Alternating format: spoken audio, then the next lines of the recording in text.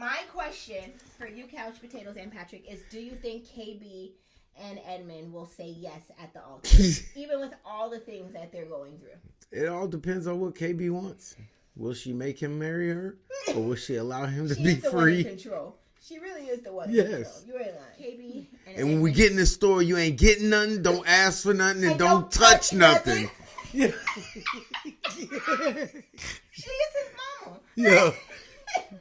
Angry single mama too.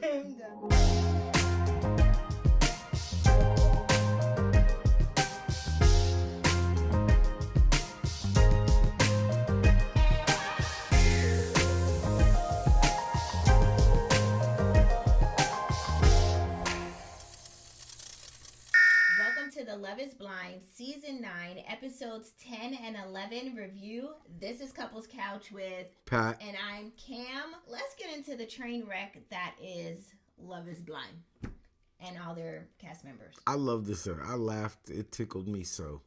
These 2 episodes? Yes, they were hilarious. People are a mess. It all started to work out how I knew it would. If you are new to our channel, welcome. If you are not new, you know what I'm about to say. We do not get into the nitty-gritty details of everything that happens in these episodes. This will be a high-level overview, so don't expect all the details. We're getting into the highlights, right? Right. All right. Also, be sure to hit the like and the subscribe button and shop merch if you feel like you want to. Please don't go and shop that merch. I don't feel like folding it up and putting it in no bags. Leave it alone. Look at it, view it, go on about your business. Go on about your day. We are going to go couple by couple to make this painless, right? Well, as painless as possible. There you go. First, we're going to start with Annie and Nick. It is the same night as the rodeo party. They return back to their shared apartment. Annie and Nick are eating, what is that, Taco Bell? Who cares? How are you people up this late?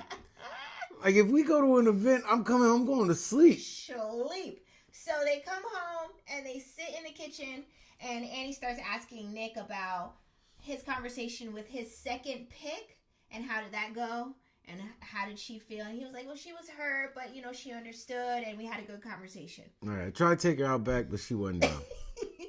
Immediately, Annie starts going into well, I just want you to know that I love you. And I just, I don't know if you love me the way I love you. I just love you.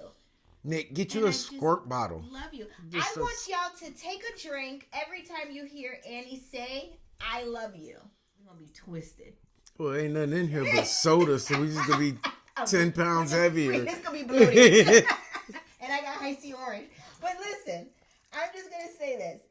Annie and her I love yous was so painful to listen to. It just sounded a lot like pick me. Edmond. It gave a lot of pick me. And I love you.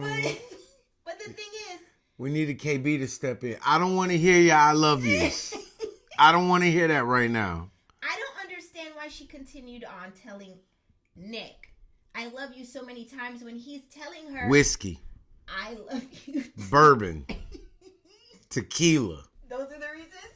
Are those the reasons why she could vodka.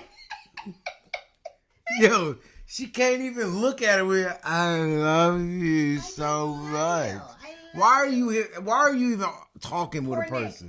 Nick, I love you too. That's his fault. But I love you as well. This is why I don't hang out with drunk people. I'm not going to have a conversation with a drunk person who head keeps dipping down and eyes are bloodshot.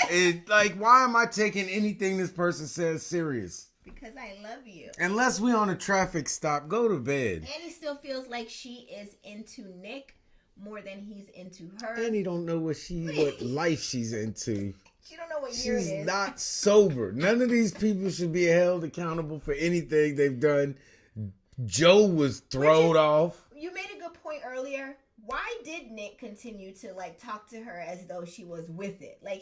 Because he wanted that. He wanted that conversation. He knew he was leaving. He just say it one more time. Say I don't love you out your mouth. There it is. You were putting stuff in my mouth that I didn't say. I told you last time it was gonna be the end of it. And there it is. Are the cameras on me? This camera? I told you last time that if you did it again, I wasn't gonna be able to put up. We moved cameras. We weren't gonna be able to put up with it. So this is it. I'm done. I'm not gonna get up there and say I do. Nick says, I have taken time off my work to come help you at your work. And if that don't show you that I love you, I don't know what is. And I just want you to understand that I love you too. So that was it for that scene, right? Give me the keys to the mountain house. Love me. Let me get my own set of keys. Next scene and a new day. Annie and Nick are in their shared apartment again.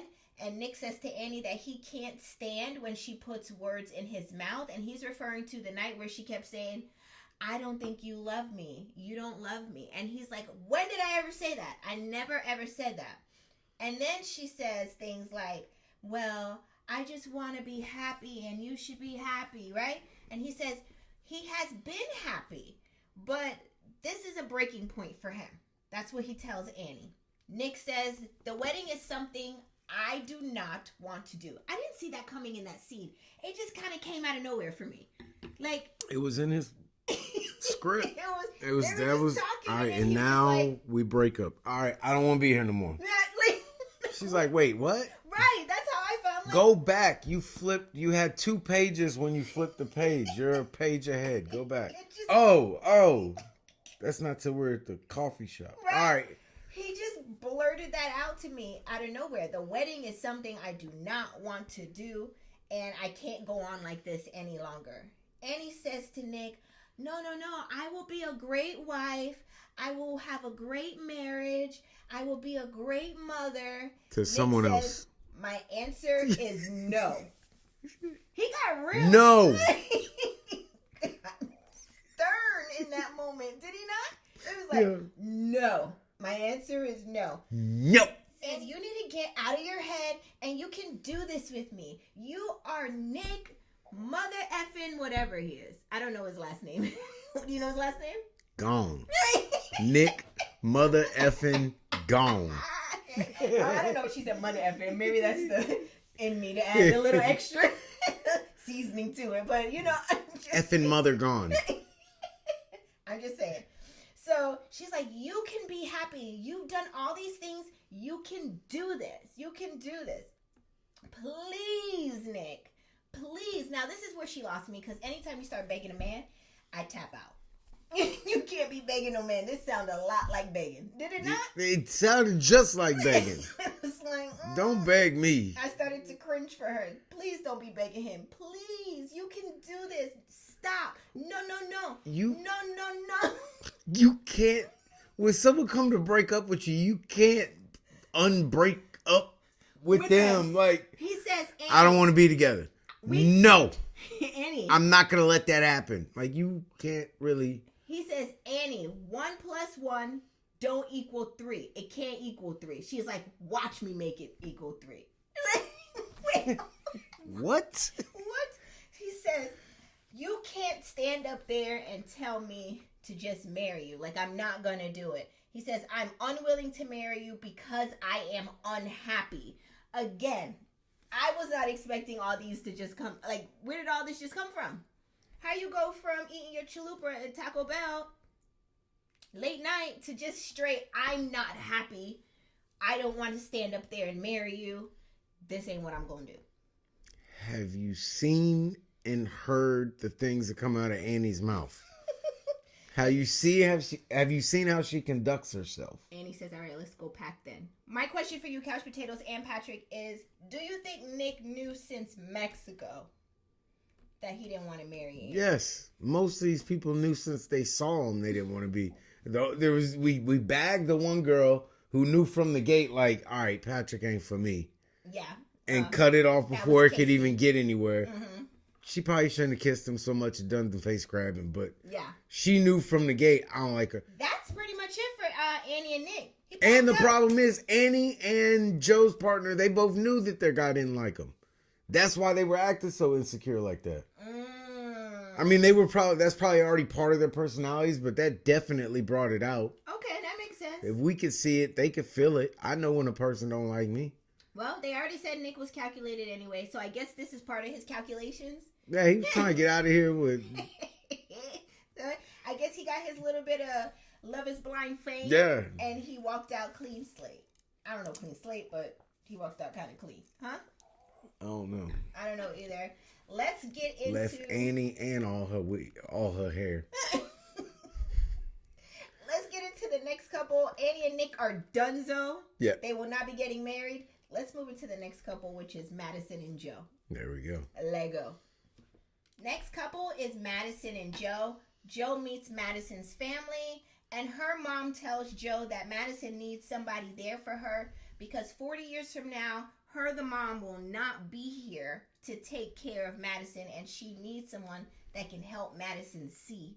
40 years from now, I'm going to be 76 years old. I'm going to need somebody to take care of both our ass. And Madison's going to need a place for mom. That's what she needs. You know that? Plug. You know that commercial? A place for mom. That's where they need to put Madison at this point. Joe gonna get caught cheating basketball. Like, why'd you cheat on me? You supposed to be blind by now. You was never supposed to see any of this. Next, Joe is with the guys trying on their tuxedos for the wedding. And Joe, in the middle of his own fitting, is like, yeah, nah, I can't do this today. Let's try again tomorrow. Like, what? How do you just be like, nah, I just can't. I just can't with this today. And he literally gets up in the middle of his fitting and just walks out. I ain't gonna do it. Madison tells producers that Joe told her that after the fitting, he had a whole meltdown and that he realized that she is not his person. I think when Joe put on that pants at that fitting. That pants? The pants. He didn't get the blazer on the tuxedo coat yet. Mind you, this person has 2 college degrees. He put on that pants. And he was like, hold up. Hold on. This is getting a little bit too, I done took this too far. He couldn't put that cummerbund on. It was like, yo, I can't do it. Get the hell out of here. So he told her. My grandmama's sick. I gotta go. He was like, what? She's in the other room. I gotta go. He told Madison she is not his person and that if he makes it to the altar, he will say no. Yeah, I'm trying to do you a favor. He's trying to save you from embarrassment. Ain't nothing but me, you, and this cameraman right now. You can wait till we get out in front of everybody. I'm still gonna be like, nah. So they are back at their shared apartment, and Madison is boo-hoo bawling, right? About it. I got these lip fillers for no reason. Joe tells producers off to the side that he actually feels like a weight has been lifted off of him.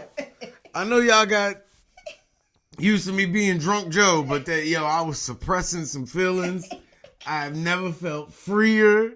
I feel 100 pounds lighter. I feel like, I can move. I got a life ahead of me.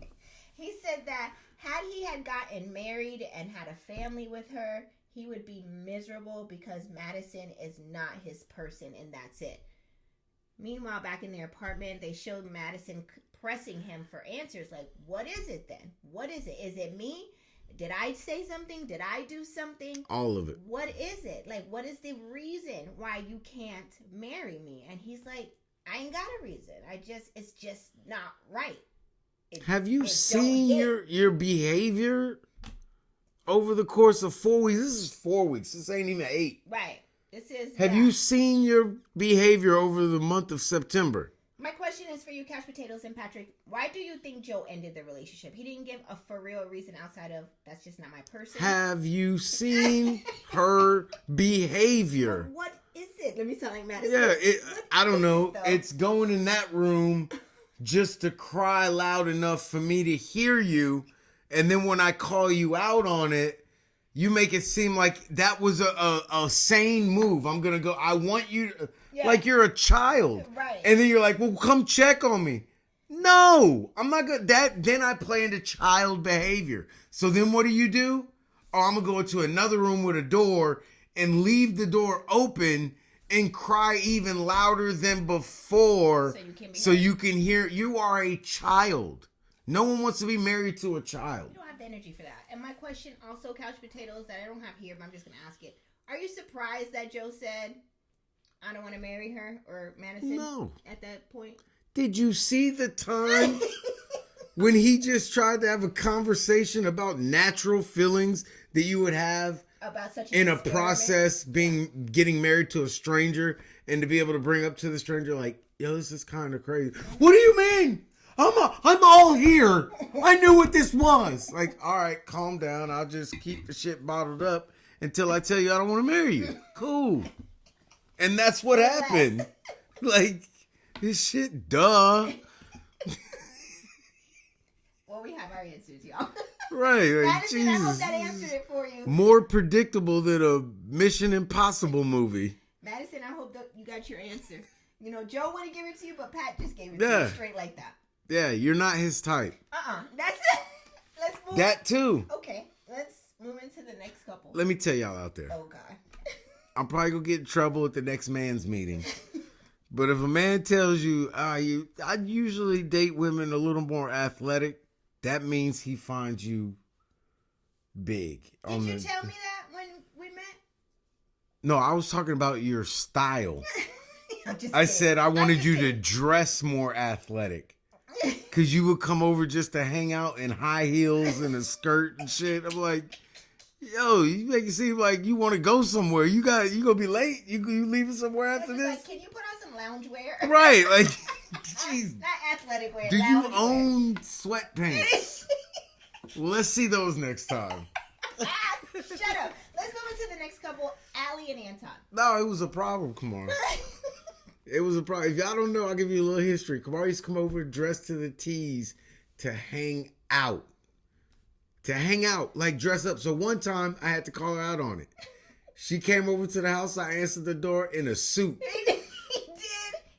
She was like, what are we doing? Where are we going? I'm like, well, you always get dressed up to come and hang out, so I figured I'd make you feel more comfortable, and I would wear a suit to match your attire to go watch this movie. Flag that this is a whole fool right here.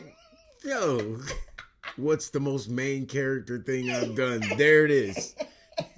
I'm done. I'm moving on to Allie and Anton. Let's go. Next couple is Allie and Anton. They are back from the rodeo party. And Anton shares that one of his friends came by the apartment building and they had some drinks.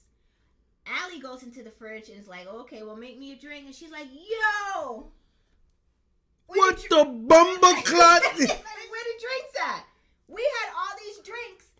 We had a half a bottle of vodka. We had a 12-pack of beer. I don't know where it went. Also, Anton. We had a what? We had all these beers. There's one left. She's like, where did everything go? Anton's like, what side of the fridge was it on? I don't know. He was like, maybe. Maybe you had it. Did you drink? Did we have some with dinner? Allie says Anton's drinking so much and having such a certain amount of drinks over time and so fast is alarming for her, is concerning for her. What drinks? My question to y'all is, do you think that Anton has a drinking problem? Or you think he just drinks it faster than she can get to it? Yeah. Kamara says I got a snack problem. That's because Kamara bring home snacks or candy. Bags of candy. In the mood to eat them. Kamara will buy candy on Monday and have it sitting out in front of everybody through Thursday and expect for it to be there Friday when she's in the mood for it. No, baby girl, your shit was ate Tuesday. Sorry, that Butterfinger been gone. I'm just saying, I think Allie might be experiencing the same things that I experienced. I think he's getting to the drinks before she can. Right. Is that us making an excuse for Anton? Because she did ask for a drink. I need to sit down and talk to you about something. Can you give me a drink? Mm-hmm. Or maybe that was a setup. Did she already know? Because did he tell her about Patrick coming over before or after she asked about the missing? She asked for a drink. She opened the fridge door. And she's like, yo, where the beer's at? Where the this at? And right, that's what I thought. Because I thought the Patrick story was BS. Oh, you don't believe it? No, Anton drank every one of them drinks. You don't think and took all of them shots. He got up off the couch to go look in the fridge to see if a bottle of liquor was there that he knew he had drank. So my question again, Couch Potatoes and Patrick, do you think Anton has a drinking problem? That's where it becomes semantics for me. Problem? That's strong word. Like, yeah, like, should we not drink? Yeah, people, well, I don't drink. like that. Like, these bottles been here for 4 years, and I just used them as a prop. That's the truth. But, like, does he drink a lot? Yes, he drinks a lot. But is he getting wild? It's only a problem to somebody that don't like him when he's drunk. Right. And I have yet to see him on the show drunk, right? Right. But I don't know what his drunk look like. Maybe he can handle it so well. And that's what I'm saying. Does he have a problem? He functions just fine. Yeah. He's going to work, the gym. He's hell of in shape. So I'm like, what's the issue again? And that's how he's looking. Like, what the fuck are you talking about? We'll add it to cart. You want it for the grocery list? Yeah. I'm just kidding. I can get more. But I don't know. Like, he has a career. He seems like he's, making decent money. He said he paid or half agreed to paying all the bills. Right. I think someone that wants all their bills paid should just shut the Next, Allie meets Anton's mom, and they get along very well. Anton's mom speaks very highly of Anton and says that she just loves them together and seeing them together. Allie says listening to his mom and talking with her is making her feel more optimistic about their relationship. My question is, do you think Allie and Anton will say yes at the altar? That's still a sticky one. I say no. Depends on if Anton been drinking or not. Couch Potatoes, drop it in the comment section. Do you think Allie and Anton will say yes at the altar? Let us know. All right, here's what. I think Allie will say yes, but I think Anton may say no. I think she might have rubbed him wrong. But she's saying yes to getting her bills paid. Right. That's what she's here for. She wants somebody to take care of her. All right, well, we shall see. Let me say it again. All right, well, we shall see. I can't get it out. See if we can get it natural. Let's go ahead and try to make it seem like English is our first language. All right, we shall see. We shall see after hither. KB and Edmond. It's the next day after the rodeo party. KB says to Edmond, why do I always have to bring up the elephant in the room? And Edmond's like, how he does. And KB's like, let me tell you why I'm mad and where it all started from. And she begins to run back her whole entire day. Like literally from the morning through the afternoon, straight into the evening, into the rodeo party. Did you tap in on any of that? It was so much. Yeah. It was a lot, even for me. And I know Edmond probably has the attention span of a gnat. And he's probably like, I love you. I don't know what to say. She continues on, and then KB says to Edmond, you need to apologize. And he's like, oh, okay. She's like, do you know what you're apologizing for? And Edmond says, I've been apologizing. KB says, no, you need to apologize. Edmond says, I apologize. And I shouldn't have said what I said at the party when I said I wanted to hear nice things. Pause. For me, this is giving mother and son. Like, this is how I talk to PJ when I want him to get in his head that he has done something wrong. And he needs to recognize that this is not good behavior. You don't do these things, right? This is not okay. You can't grow up to be that person. So you have to apologize and know that you've done something wrong. Why is KB talking to Edmond like a child in this moment? 1, Edmond acts like a child. Fair. 2, Edmond allows it. Fair. 3, during the conversation, he did this. I know who you ain't gonna talk to like that. It's gonna be me. You need to apologize. And do you know what you apologize for? I ain't apologizing for shit. This is too much. Listen. I know I'm a blackout too if you come at me sideways like that. You can't talk to people like this Adults and expect a positive outcome. Maybe she's been able to do it. You can keep trying if you want. Yeah. But you ain't gonna talk to anybody over here like that and expect a positive outcome. It's not gonna happen. No.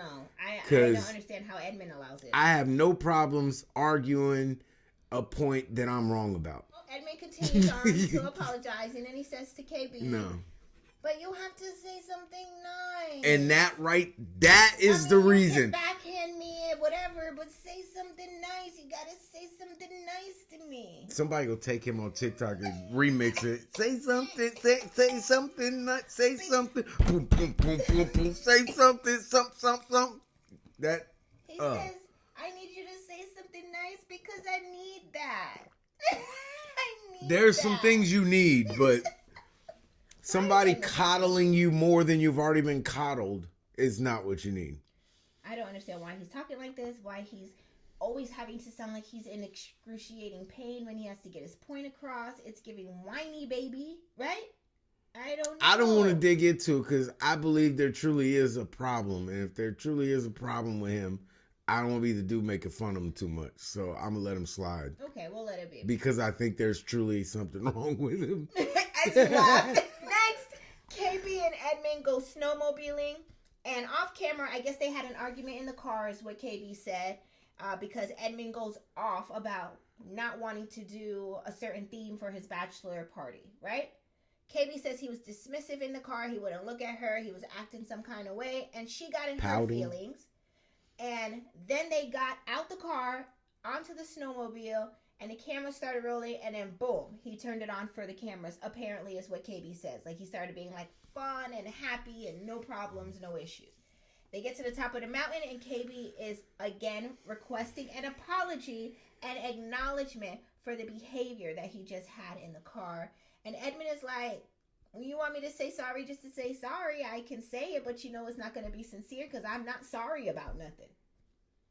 I mean, that was the only time I heard him, like, stand on business a little bit, right? They continue to argue and cut each other off. This was something else. And then KB says to him, stop effing talking to me, B. I would have blacked out, personally, in this conversation. But she said it in the most, not really aggressive way, but it was very disrespectful, right? It was a disrespectful comment. These two sound like a bratty ass child who spends too much time at his grandma's house and a stressed out single mother who takes all her aggression out on the child and her frustrations from working her waitress job and dealing with all these loser ass men. Like, that's what they sound, their interactions sound like. It does. It honestly does. Edmond shuts down when KB says, stop talking to me. Stop effing talking to me. B, he shuts down. Right? He says nothing else. He just gets up. That's one way of dealing with it. Or you go the opposite way and turn the up.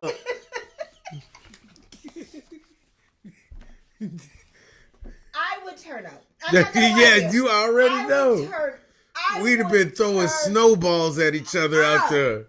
I don't care. We don't get physical, but you ain't gonna talk to me and just, hell no. It would have been one of them scenes where and I know y'all have all seen these scenes where the cameraman starts tussling with his camera because he's trying to get y'all to stop. That would be us. Hey. Trying to get the camera front. Wow. Because you're not going to talk to me crazy like this and think I'm going to be silent. Oh, you haven't met me then. Huh? Don't talk to me, B. Yep, see? The equipment already knows. Let me go and lay down before I get thrown across the room. My question for you, Couch Potatoes and Patrick, is do you think KB and Edmond will say yes at the altar? Even with all the things that they're going through. It all depends on what KB wants. Will she make him marry her? Or will she allow him to be free? She's the one in control. She really is the one in control. You ain't lying. All right, that's all I got for KB. And when we get in the store, you ain't getting nothing, don't ask for nothing, and don't touch nothing. Yeah.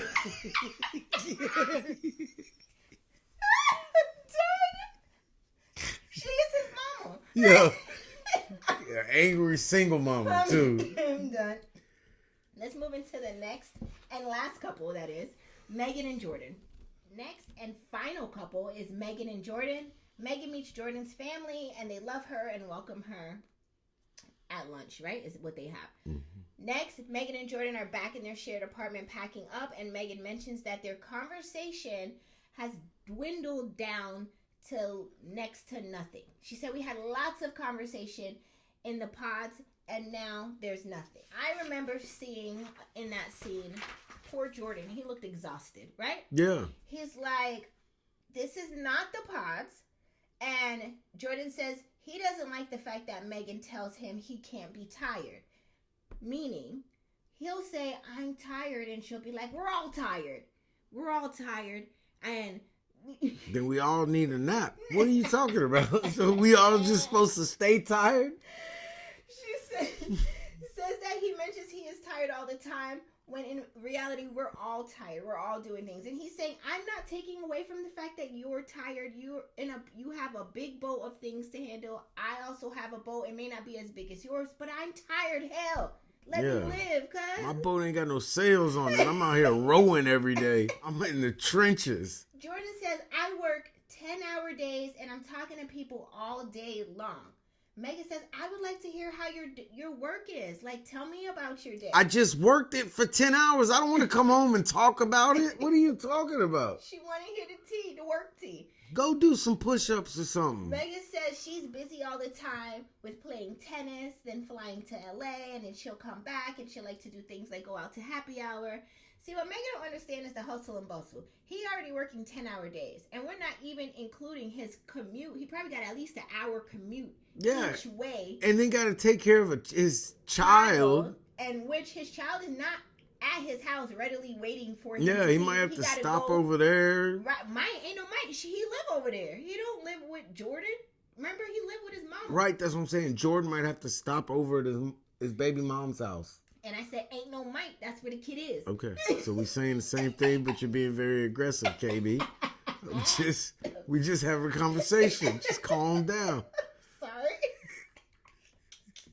I apologize. Yo. You want me to apologize? No, you're fine. We can just move on. Okay. It's okay.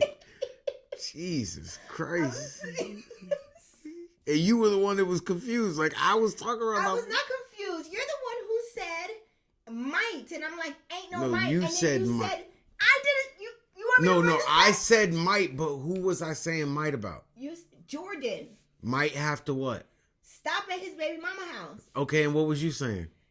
Ain't no might. He is stopping at his baby mama house because that's where the kid lives. But he don't live see at the his kid house. every day. How you know that? Because he got 50% custody. Maybe at his house, but that don't mean that he don't stop over there. Okay. To go see. Because that's how it works. Every baby mom wants her baby daddy to stop by every day to see the kid. So, yeah. Might worked for what I was saying. You might get aggressive and physical? I'm just saying. He gotta stop at his baby mama house.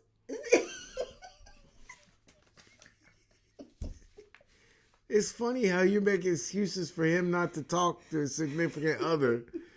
But over here, you be like, do you got your earpiece in? I'm trying to say something to you. Be present. Yeah, be present. But this is not a present issue. He's present. I might have had to go to my mom's house. I might have had to go do something for my brother. I don't get those considerations. I cannot. How did this become us thing? I'm saying you're not present, though. At least he trying to be present. He just tired. You ain't tired. You TikToking. And you. Where am I at when I'm TikToking to YouTube?